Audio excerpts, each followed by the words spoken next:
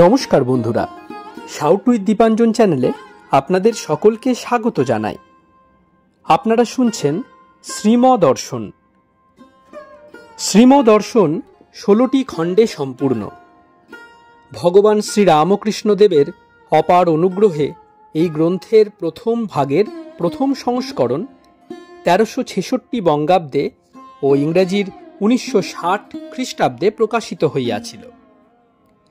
তদবধি ভক্তগণের চাহিদাতেই একের পর এক সংস্করণ প্রকাশ করা সম্ভব হইতেছে। শ্রীমদর্শনের মূল আবেদন, গৃহে বাস করিয়া কি প্রকারে দেবভাবে জীবনযাপন করা যায়, কিভাবে বেদ বর্ণিত উপায়ে সুখ দুঃখ সমভাবে গ্রহণ করিয়া সংসারে শান্তিতে বাস করা সম্ভব হয়। এই পুস্তকে আছে পরমহংসদেবের ও মায়ের কিছু নূতন কথা, আর স্বামীজি প্রমুখ অন্তরঙ্গ সন্তানদের কথা, আর আছে কথামৃতকার দ্বারা কথামৃতর ব্যাখ্যা এবং শ্রীরামকৃষ্ণ জীবনালোকে উপনিষদ, গীতা, ভাগবত, পুরাণ, বাইবেল আদি শাস্ত্রের আলোচনা।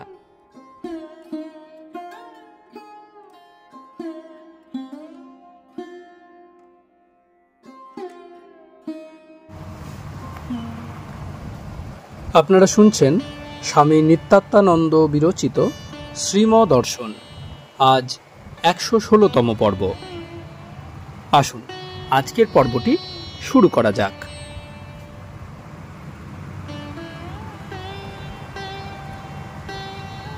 বলেছিলেন, এই যে চার্চ হচ্ছে, মিশনারিরা সব করছেন, এইসব ক্রাইস্টের আদর্শের অনুগামী নয়। যারা করছেন তাদের নিজের সুবিধার জন্যই এসব করছেন বলে মনে হয়। নিজের ভালো ঘর, আসবাবপত্র, চাকর, যানবাহন এসব হচ্ছে। ক্রাইস্টের শিষ্যরা যেরূপ আচরণ করতেন, এখন এরা তা করছেন না। এসব খ্রিস্ট শিষ্যদের আচরণীয় ধর্ম নয়। তাঁরা ছিলেন পূর্ণ সন্ন্যাসী। তাদের আদর্শ ছিল খ্রাইস্টের মহাবাক্য, the foxes have holes and the birds of the air have nests, but the son of the man hath not where to lay his head. বন্য শৃগালেরও বাসস্থান রয়েছে গর্তে। বাতাসে উড়ে বেড়ায় যে পাখিরা, তাদেরও বাসা আছে, কিন্তু ঈশ্বর পুত্র খ্রাইস্টের মাথা গুঁজবার স্থান নাই। শ্রীম ভক্তদের প্রতি, আমি যাই না কিনা তাই ভক্তের আমি নিয়ে থাকা ভালো। বটগাছের ফেকড়ি বেরোবেই হাজার কাটো, তবে একেবারে যায় সমাধি হলে। তা ঠাকুরের হয়েছিল। একটি সাধুর, স্বামী দয়ানন্দের, ঠাকুরের সঙ্গে দেখা হয়। ঠাকুরের তখন সমাধি। একটি ভক্ত বলছেন, দেখুন দেখুন সমাধি, ইসকো সমাধি বলতে হ্যাঁ। সাধুটি সমাধির কথা পড়েছেন, শুনেছেন, দেখেন নাই। তখন অবাক হয়ে দেখতে লাগলেন। শ্রীম ব্রহ্মচারীর প্রতি, আপনারা ওখানে অর্থাৎ পুরুলিয়ায় রয়েছেন, ওখানকার মতো একটি গান করে শোনান না। আপনারা যেখানে আছেন অমন সব স্থানে শান্ত নির্জন বনে বেদ প্রকাশিত হয়েছিল। উপনিষদের আরেকটি নাম আরণ্যক। অরণ্যে বলা হয়েছিল বলে আরণ্যক। দুটি কথা আছে, গৃহ ও বন। গৃহ মানে যেখানে বিষয়ের কথা হয়, বন যেখানে ঈশ্বরের কথা হয়। চৈতন্যদেব বিষয় কথাকে গ্রাম্য কথা বলতেন গ্রাম্য কথা না কহিবে, গ্রাম্য কথা না শুনিবে। কৃষ্ণানন্দের ওই বনেই বাস করার অভ্যাস হয়ে গেছে, নির্জনে থাকতে ভালোবাসে। ব্রহ্মচারী একটি রামকৃষ্ণ স্তোত্র আবৃত্তি করলেন, তারপর একটি ভজন গাইতেছেন। গান, জয়তু জয়তু রামকৃষ্ণ, জয় ভব ভয় হারি হে, জয়তু জয়তু পরম ব্রহ্ম, জয় নররূপ ধারী হে। কাম কাঞ্চন আধারে ধরণী ডুবিল হেরে, উদিল সূর্য অমিত বীর্য, যুগে যুগে অবতরী হে। মহা সমন্বয় তরে রামকৃষ্ণ একাধারে, ডাকছ কেন সকাতরে জগতের নরনারী হে। শুনেছি অভয় বাণী তুমি জগৎ চিন্তামণি, তোমারই দ্বারে অতি কাতরে এসেছি দীন ভিখারি হে। শ্রীম ভক্তদের প্রতি, আশ্রমে কত মহাপুরুষের সঙ্গে সাক্ষাৎ হয়, তাই ইচ্ছা হয় আশ্রমে আশ্রমে ঘুরে বেড়াই। কত লোক আসছে, মহৎ সব লোক। ওখানে অর্থাৎ গদাধর আশ্রমে কত ভালো ভালো লোকের সঙ্গে সাক্ষাৎ হয়েছে, কুঁড়া ফেলেছে কিনা। বড় জিতেনের প্রতি, বুঝলেন দিঘিতে কুড়া ফেললে বড় বড় মাছ উপরে ভেসে আসে। কুড়া মানে ঈশ্বরে ভক্তি। ঈশ্বরই সব করছেন, চেষ্টাও তিনি। গীতায় আছে পৌরুষং নৃষু, চেষ্টাও তিনি দেন, আবার বসিয়েও তিনিই রাখেন। বড়জিতেন, ক্ষুধায় লোক ছটফট কেন করে তাহলে? শ্রীম, তিনি এ ছটফটানি দিচ্ছেন অন্যের জন্য ব্যাকুলতা। মহেন্দ্র ডাক্তার ঠাকুরকে বললেন, তুমি তাহলে বকছো কেন? ঠাকুর বলতেন কি না, মাই সব করছেন। ঠাকুর ঝট করে উত্তর দিচ্ছেন, তিনি বকাচ্ছেন তাই। ব্যাস, এক কথায় ঠান্ডা। কেমন রেডি অ্যান্সার। আগুন আছে বলে নিচে দুধ ভুসভুস করছে, আগুন টেনে নাও, তখন আর ভুসভুসানি থাকবে না। ব্রহ্মচারী, তাহলে ভালো মন্দ সবই তিনি করছেন। শ্রীম, তাঁর কাছে ভালো মন্দ নাই, সব ভালো, কারণ সব তিনি যে করেছেন, আবার সব তিনিই হয়ে রয়েছেন। ভালো মন্দ এসব আমাদের কাছে। তিনি আবার মানুষ হয়ে এসে বলে যান, তোমরা এই ভালোটা নাও, খারাপের মন্দটা ছেড়ে দাও। মাফ করবেন, খারাপটা মন্দটা ছেড়ে দাও, তাহলে আমার কাছে শীঘ্র যেতে পারবে। বস্তুত ভালো মন্দ নাই, সর্বং খল্বিদং ব্রহ্ম। ঠাকুর বলতেন, মাই সব হয়ে রয়েছেন, আমি দেখছি, এতে আর কি বিচার করব? কেউ কাটতে পারে এ কথা? শ্রীম ভক্তদের প্রতি। শুনতে পাচ্ছি চিকাগোতে রোজ 1 ঘন্টা শুয়োরের বাচ্চা কাটা হয়। অত সব বাচ্চা কোত্থেকেই বা আসছে, আশ্চর্য। এও তাঁরই ইচ্ছাই হচ্ছে। এত সব জীব হত্যা, তা তিনি ইচ্ছা করলে এই ক্ষণে বন্ধ করে দিতে পারেন। সব তাঁর ইচ্ছা। ঠাকুর রামপ্রসাদের গান গিয়ে এ কথাটি বলতেন, তোমার কর্ম তুমি করমা, লোকে বলে করি আমি। এই যে অত বড় যুদ্ধটা, প্রথম বিশ্ব সমর 1914 হলো, তা কি আর মানুষের ইচ্ছাই হয়েছে? তাঁরই ইচ্ছাই হয়েছে। কি গানের প্রথম লাইনটা? অন্তেবাসী, সকলই তোমার ইচ্ছা মা, ইচ্ছাময়ী তারা তুমি, তোমার কর্ম তুমি করমা, লোকে বলে করি আমি। ব্রহ্মচারী শ্রীমর প্রতি। তাহলে মনে করতে হবে সবই তিনি করছেন। শ্রীম, শুধু তা করলে কি হবে? রোজ প্রার্থনা করতে হবে, এটা বুঝিয়ে দেবার জন্য ধারণা যাতে হয়। বাজনার বোল সকলেই মুখস্থ করতে পারে, কিন্তু হাতে আনা বড় শক্ত। ব্রহ্মচারী, এখন তো ভক্তিযোগী ভালো। শ্রীম, কি আর করা, আমি যখন যাবার নয়। যার আমি গেছে সে পারে অন্যরকম, কিন্তু কটা লোকের আমি গেছে বা যায়? আমরা ঠাকুরকে দেখেছিলাম বলে বুঝতে পারছি আমি যাওয়া ব্যাপারটা কি। এ বোঝা পণ্ডিতদের কর্ম নয়, ওরা শুধু সেলফ ডিলিউশন, সেলফ ডিসেপশন নিয়ে আছে। ডাক্তার বক্সি ও বিনয়ের প্রবেশ। শ্রীম ভক্তদের প্রতি। দক্ষিণেশ্বর যাবার জন্য কয়দিন থেকেই ইচ্ছা হচ্ছে, আজ কুয়াশার জন্য সাহস করি নাই। স্টিমার বোধহয় বন্ধ ছিল, ট্রাম হয়তো ছিল, থাকা উচিত। বিকালে বিচার করলাম মন কেন এত ব্যাকুল হয়েছে দক্ষিণেশ্বর যাবার জন্য। বুড়ো মানুষ, প্রাণটি হয়তো বের হয়ে যাবে রাস্তায়। মনকে বোঝালাম, কেন মনে মনে গেলেও তো হয়, সমানই দর্শন হয়। এরপর বিশ্লেষণ করে সব দেখে তারপর একত্রে সমন্বয় করলাম। তখন সবটা যেন ধপ করে মনে ভেসে উঠল। এদিকার 7টি সিঁড়ি কালী মন্দিরে ওঠার, নাট মন্দির, রাধাকান্ত, কালী মন্দির, অঙ্গন, গঙ্গার ঘাট, নহবত, পঞ্চবটি, বেলতলা, পুকুর প্রভৃতি একে একে দেখে তারপর একসঙ্গে সমগ্র বাগানটি দর্শন হলো। শাস্ত্রে তাই পরিক্রমার কথা আছে। তীর্থে গেলে অন্তত 3 বার পরিক্রমা করা উচিত।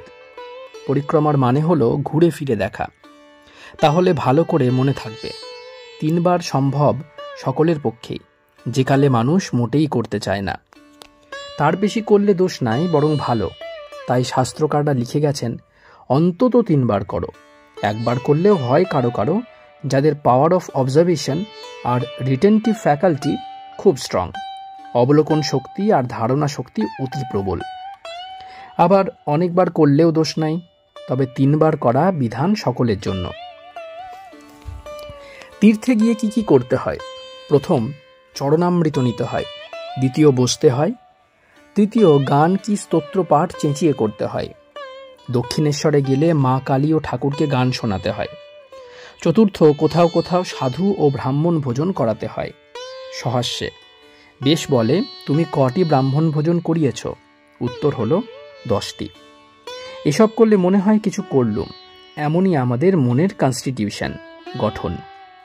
পঞ্চম, পুজোর জন্য ফল কি মিষ্টি কিছু হাতে করে নিয়ে যেতে হয়। ষষ্ঠ, বিত্ত ষাঠ্য না হওয়া। বিত্ত মানে ধন, ষাঠ্য মানে শঠতা, কৃপণতা। টাকা পয়সায় ফাঁকি দিতে নেই, ইষ্টিক ঘুরিয়ে ধর্ম করা। বাড়িতে এসে আবার বলা, কি বাহাদুরি। সুরেশবাবুকে ঠাকুর তিরস্কার করেছিলেন। বৃন্দাবন, প্রয়াগ এসব তীর্থে তিনি গেছিলেন। ফিরে এসে ঠাকুরকে দর্শন করতে গেলেন। ঠাকুর জিজ্ঞাসা করেছিলেন, কেমন লাগলো তীর্থ? সুরেশবাবু বললেন, ভালো, কিন্তু সাধুরাও পয়সা চায়। এক জায়গায় বললুম কাল দিব, তার আগেই চলে এলুম। শুনে ঠাকুর ভৎসনা করলেন, বললেন, ছি ছি, এমন করতে হয়? এ যে মিথ্যা কথা বলা হলো, ফাঁকি দেওয়া হলো। তাছাড়া ভক্তরা না দিলে ওদেরই বা চলে কি করে?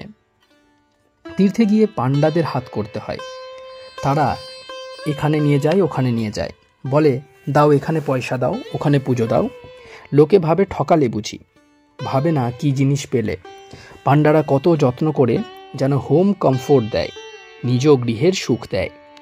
আজকাল বাবুরা তীর্থে যায় ইষ্টিক হাতে করে, বলে না আমাদের পাণ্ডা চায় না, ফাঁকি দিয়ে ধর্ম। আবার ফিরে গিয়ে বন্ধুদের বলে, আমরা তীর্থ করে এলাম। হাস্য, কি দুর্দশা। যাদের পয়সা আছে তাদের দেওয়া উচিত, যাদের নাই, যেমন সাধু ফকির, তাদের মনে মনে স্তব করলেই হলো। ব্রহ্মচারী, আচ্ছা ঠাকুর কতক্ষণ থাকতেন সমাধিতে? শ্রীম, অনেকক্ষণ। কেশববাবুর বাড়িতে প্রায় 1 ঘণ্টা ছিলেন। জোড়াসাঁকোতে হরিসভায়ও দীর্ঘকাল ছিলেন। অনেক জায়গায় এই হতো। ব্রহ্মচারী এইবার বিদায় লইবেন। তাহাকে পরমাত্মীয়র মতো জিজ্ঞাসিত না হইয়াও তাহার কল্যাণের পথ বলিয়া দিতেছেন। শ্রীম, ব্রহ্মচারীর প্রতি কিছুদিন মঠে থাকা উচিত। প্রাচীন সাধুরা সব রয়েছেন, তাদের সেবা করতে হয়, তাদের কাজকর্ম চলন বলন দর্শন করতে হয়, ওয়াচ করতে হয়। গীতায় আছে, স্থিত প্রজ্ঞস্য কা ভাষা। কিছুদিন মঠে থেকে রং ধরলে তারপর অন্যত্র যাওয়া, কাজকর্ম কি তপস্যা নিয়ে থাকা। প্রথম মঠে থাকা দরকার। গুরুর কাছে হাত জোর করে নিবেদন করা যায়, আমার কিছুদিন মঠে থেকে সাধু সেবা করার ইচ্ছা, আপনি কৃপা করে অনুমতি দিলে হয়। তপস্যা করতে চাইলেও গুরুকে বলতে হয় বিনীতভাবে, আমার কিছুদিন নির্জনে থাকতে ইচ্ছা হচ্ছে। গুরুর অনুমতি নিয়ে করা যা করা, কিন্তু প্রথম কিছুদিন মঠে থেকে রং ধরিয়ে নিতে হয়। 2. মর্টন স্কুল, নিচের প্রাঙ্গণ, এখন অপরাহ্ন 6টা। শ্রীম বেঞ্চেতে ফটকের সামনে বসিয়া আছেন পশ্চিমাস্য, সম্মুখে আমহা স্ট্রিট। শ্রীমর 3 দিকে ভক্তগণ বসিয়াছেন বেঞ্চেতেই। এখন অনেকগুলি ভক্ত একত্রিত হয়েছেন। ডাক্তার, বিনয়, ছোট জিতেন, বড় অমূল্য, দুর্গাপদ, বলাই, ছোট অমূল্য, জগবন্ধু, সদানন্দ, ছোট নলিনী প্রভৃতি বসা। শ্রীম আজ ক্লান্ত, বয়স 70-এর উপর, আবার হার্ট খারাপ। কয়দিন থেকে দক্ষিণেশ্বরের জন্য মন ব্যাকুল। গতকালও মনোরথে দক্ষিণেশ্বর গিয়েছিলেন। আজ সকালে কোনো বাধা না মানিয়া, কাহাকেও কিছু না বলিয়া একলাই ট্রামে চড়িয়া বাগবাজার যান। সেখান থেকে স্টিমারে চড়িয়া শিবতলা যান। অভিজ্ঞতার কথা বলিতেছেন। শ্রীম ভক্তদের প্রতি, আজ একটা এক্সপেরিমেন্ট করা গেল। স্টিমারে চড়ে মঠ আর দক্ষিণেশ্বর দর্শন হলো। কোথাও নামি নাই, ওইখানে বসে দর্শন ও প্রণাম করলাম। ফিরবার সময় বড় কষ্ট হচ্ছিল। ঠাকুর বুদ্ধি দিলেন, তাই ফার্স্ট ক্লাসে গিয়ে বসলুম। হাওয়াতে প্রাণ এলো। আজ শচীনন্দন মঠে গিয়েছিলেন। ইনি শ্রী শ্রী স্বামী ব্রহ্মানন্দের মন্ত্রশিষ্য। শেষের দিকে দীক্ষা নেন। তিনি আজ মঠের অধ্যক্ষের নিকট তিরস্কৃত হয়েছেন, মন খারাপ। তাই 5টার সময় শ্রীমর নিকট আসিয়া দুঃখ নিবেদন করিতেছেন। শ্রীম নানাভাবে তাহাকে বোঝাইতেছেন, বলিতেছেন, গুরুজনদের নিকট তিরস্কার লাভ যে পরম সৌভাগ্য। মহাপুরুষগণের তিরস্কার লাভ না হলে, শাসন না পেলে চরিত্র গঠিত হয় না। আপনার লোক যে, তাই তো অন্যায় দেখলে তিরস্কার করেন। কেন জানেন? তাতে তার কল্যাণ হবে। মহাপুরুষদের তিরস্কার লাভ করলে বোঝা গেল তাদের কৃপা হয়েছে। সচি ছেলে মানুষ, মনের ভার এখনো নামে নাই, তাই তার সঙ্গে কখনো ফষ্টি নষ্টি করিতেছেন। বাড়িতে যেমন পিতা তিরস্কার করলে খুড়া এসে আদর করে, শ্রীমর ব্যবহারও সেই রূপ। শ্রীম শচীর প্রতি। বেঙ্গল ক্লাব ওয়ার্ল্ডলি ম্যানদের কাছে যেমন, মঠ ভক্তদের কাছে তেমন। বেঙ্গল ক্লাবে থাকতে গেলে 400 টাকা মাসে বিল। সহাস্যে, তুমি ক টাকা দিতে পারো? 12 টাকা, 14 টাকা? তাহলে কি করে হয়? দাও টাকা, তবে থাক। শ্রীম বলছেন, টাকা দিবে না, তবে কেমন করে থাকবে? শ্রীম ভক্তদের প্রতি। আমি একবার গেছিলাম বেঙ্গল ক্লাবে উড্রপ সাহেবের সঙ্গে দেখা করতে। এই উড্রপ তন্ত্রের অনুবাদক নন, তার বাবা। তিনি তখনও অ্যাডভোকেট জেনারেল হন নাই। খুব রোরিং প্র্যাকটিস। আমায় তিনি খুব সাউন্ড অ্যাডভাইস দিয়েছিলেন। বললেন, try to rise on your own legs, নিজের পায়ে দাঁড়াতে চেষ্টা করো। আরও বললেন, আমি যখন প্রথম এদেশে এলুম তখন আমায় স্মল কজ কোর্টের চিফ জাজ করতে চাইলেন। আমি তখনকার অ্যাডভোকেট জেনারেলের কাছে পরামর্শ চাইলাম। তিনি বললেন, না না, তোমার খুব প্রসপেক্ট আছে। Try to stand on your own legs, নিজের পায়ে দাঁড়াতে চেষ্টা করো। ওখানে সব যেন মেকানিক্যালি চলছে, শব্দটি নাই, যেমন যোগে আছে সব।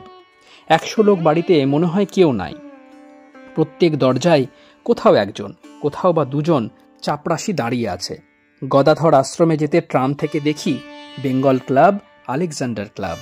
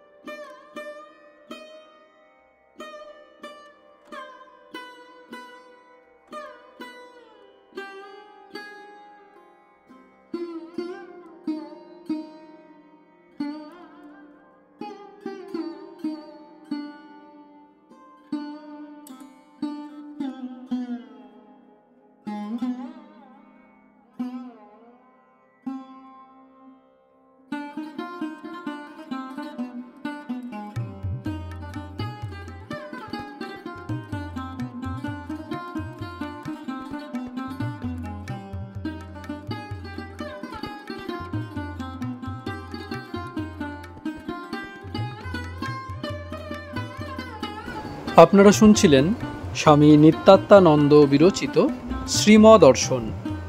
আজ 116তম পর্ব আপনাদের কাছে পরিবেশন করলাম। আমাদের ভিডিওগুলি কেমন লাগছে আমাদের জানান। কোনো সাজেশন থাকলে তাও অবশ্যই জানাতে পারেন। আমাদের ভিডিওগুলি লাইক করুন, আপনাদের বন্ধুবান্ধব ও পরিবার পরিজনদের মধ্যে শেয়ার করে দিন। শাউট উইথ দীপাঞ্জন চ্যানেলটি সাবস্ক্রাইব করুন এবং প্রতিনিয়ত বিভিন্ন আপডেট পাওয়ার জন্য বেল আইকনটি অবশ্যই প্রেস করবেন। অনেক অনেক ধন্যবাদ। নমস্কার, ভালো থাকবেন। জয় ঠাকুর, জয় মা, জয় স্বামীজি।